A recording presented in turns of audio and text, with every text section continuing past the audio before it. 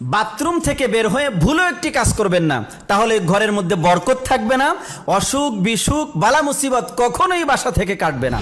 আমরা এই ভুলটা প্রায় প্রত্যেকটা পরিবারেই করি, কারণ আমরা এখন আধুনিক হওয়ার কারণে আমাদের প্রত্যেকের বেডরুমের সাথে ড্রয়িং রুমের সাথে এক একটা করে টয়লেট বা বাথরুম রয়েছে। এই ভুলটি, টয়লেট আর বাথরুম ঘরের মধ্যে রাখাতে কোনো দোষ নেই, কিন্তু টয়লেট আর বাথরুম ব্যবহার করার ক্ষেত্রে একটি মাত্র ভুলের কারণে আমাদের সংসার থেকে বরকত উঠে গিয়েছে।